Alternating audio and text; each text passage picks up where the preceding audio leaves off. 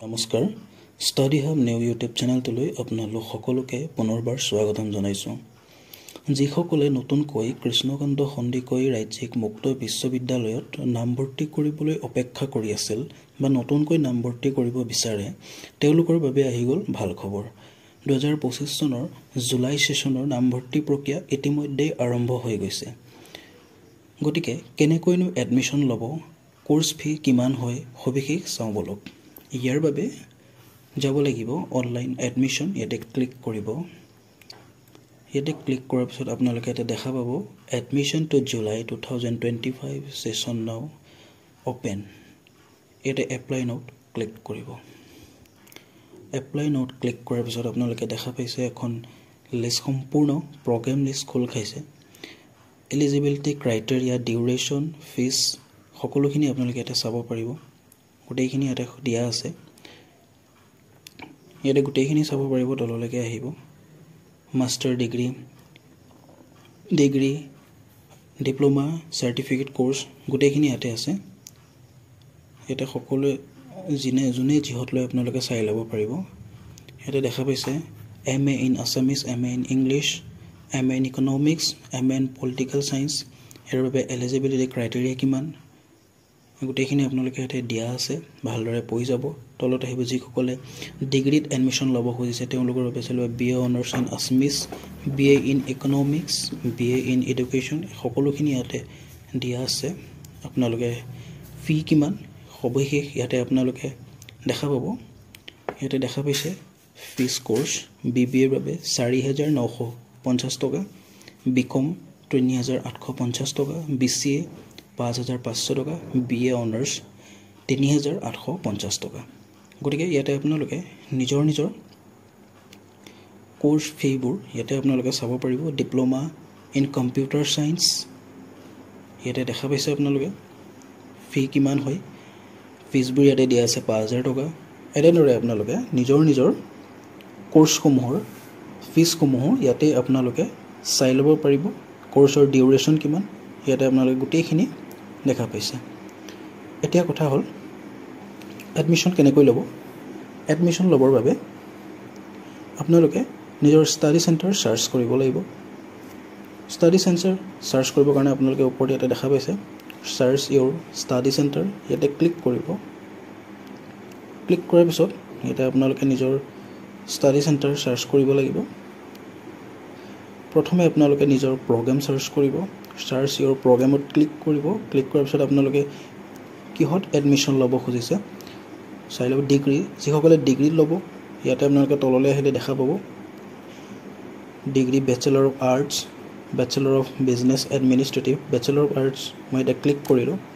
Click কৰাৰ পিছতে আপোনালোকে চাৰ্চৰ লোকেশ্যনত ক্লিক কৰিব। ক্লিক কৰাৰ পিছত আপোনালোকে কোনখন ডিষ্ট্ৰিক্টৰ হয়, কোনখন ডিষ্ট্ৰিক্টত আপোনালোকে এডমিশ্যন ল'ব নিজৰ ডিষ্ট্ৰিক্টখন ইয়াতে চাৰ্চ কৰি ল'ব। ইয়াতে যিসকলে কামৰূপ মেট্ৰ'ৰ ডিষ্ট্ৰিক্টত চাৰ্চ কৰি চাব তেওঁলোকে কেকেত যদি এডমিশ্যন কেকে ল'ব খোজে, ইউনিভাৰ্চিটি যদি ডাইৰেক্ট যদি ল'ব খোজে কামৰূপ মেট্ৰ'ত ক্লিক কৰিব। ধৰি ল'লোঁ কামৰূপ মেট্ৰ'ত ক্লিক কৰাৰ পিছত ইউনিভাৰ্চিটি কেম্পাছ খানাপাৰা, ইয়াৰ কোড হৈছে 1500। ইয়াতে চাব পাৰিব ডিষ্ট্ৰিক্ট ৱাইজ চেণ্টাৰবোৰ ক'ত আছে গোটেইখিনি ইয়াতে চাব পাৰিব। ইয়াতে সবিশেষ দিয়া থাকিব। এনেদৰে আপোনালোকে নিজৰ ডিষ্ট্ৰিক্টখন চাৰ্চ কৰিব।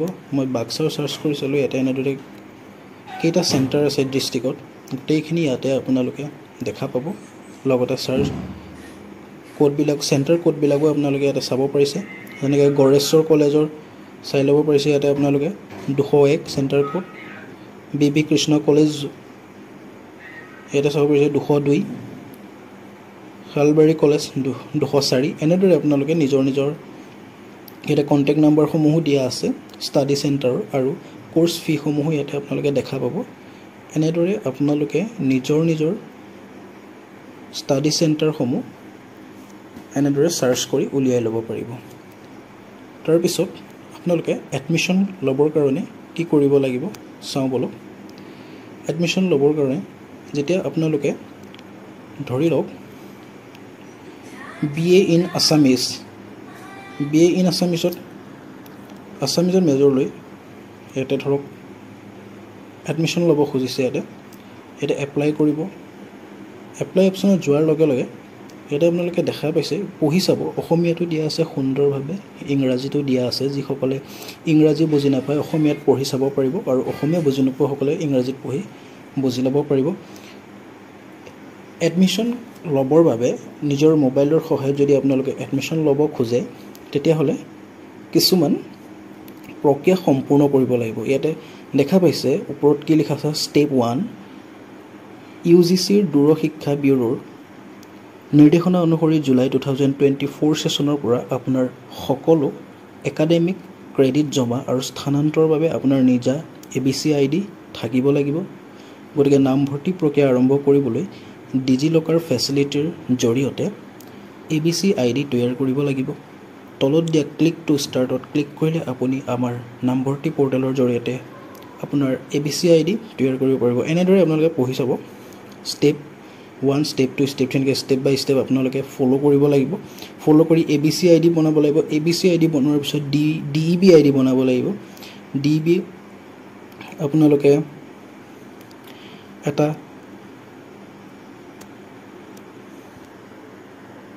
এনেদৰে DEB ID ABC ID এই সকলোখিনি প্ৰক্ৰিয়া সম্পূৰ্ণ কৰাৰ পিছত আপোনালোকে I have read to above ইয়াতে ক্লিক কৰিব সৰু বক্সটোত দেখা পাইছে ইয়াতে ক্লিক কৰাৰ পিছতে ক্লিক টু ষ্টাৰ্ট কৰাৰ পিছতে আপোনালোকে নিজৰ ডকুমেণ্ট সাবমিট কৰি ডকুমেণ্ট আপোনালোকে দি লৈ পেলাই নিজৰ এডমিশ্যনসমূহ ইয়াতে ল'ব পাৰিব এনেদৰে আপোনালোকে ষ্টেপ বাই ষ্টেপ ফলো কৰি ID ক্ৰিয়েট কৰি এডমিশ্যন ল'ব লাগিব গতিকে আপোনালোকে ইয়াতে সবিশেষ দিয়াই আছে পঢ়ি চাব কেনেদৰে কৰিব লাগিব গোটেই প্ৰক্ৰিয়াটো গতিকে সকলোৱে নিজৰ ষ্টাডি চেণ্টাৰসমূহ সাৰ্চ কৰি উলিয়াই লৈ নিজৰ কোৰ্ছসমূহ যিহত ল'ব খুজিছে এডমিশ্যনসমূহ লৈ ল'ব পাৰিব ইতিমধ্যে এডমিশ্যন প্ৰক্ৰিয়া আৰম্ভ হৈ গৈছে আজিৰ ভিডিঅ'ত ইমানেই ধন্যবাদ